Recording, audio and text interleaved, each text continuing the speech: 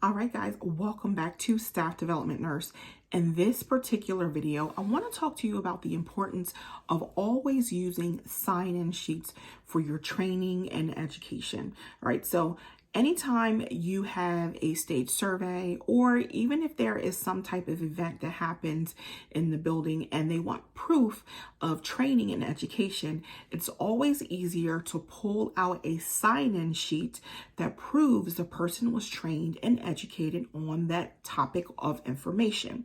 The last thing you want to have is not have a sign-in sheet and you have to actually find and locate post-tests or narrative statements or whatever projects you've given them to prove that the training occurred.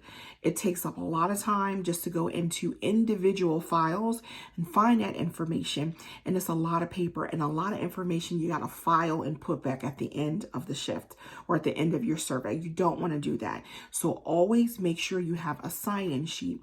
Now, on sign-in sheets, I have added additional columns now that we have this extra stipulation of looking at competency when it comes to training and education. What I did is I added a column that the person was competent in the information that was provided to them. So if they were, I could check yes. If they weren't, I could check no.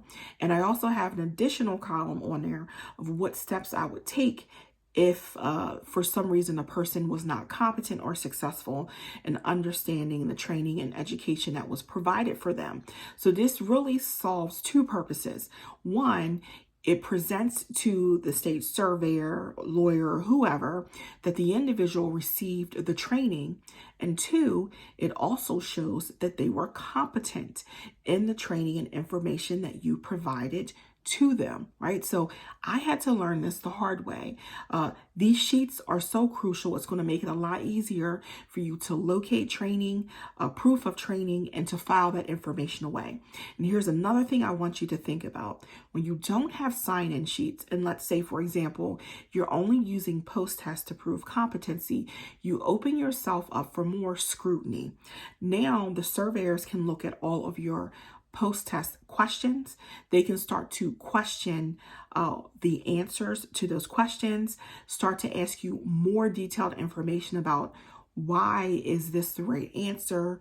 You know, show me the evidence that shows this is the right answer, right? They can literally pick your test questions apart.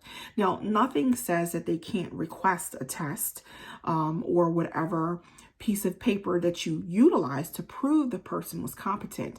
But 9 times out of 10, if you have that information readily available on a sign-in sheet, they won't take the extra step to ask to see those materials. So save yourself a lot of time, aggravation, and wasted energy by just having a sign-in sheet and also having on that sign-in sheet whether or not that individual was competent. Use these sign-in sheets for anything, even if it is a handout or packet that you're giving to a person.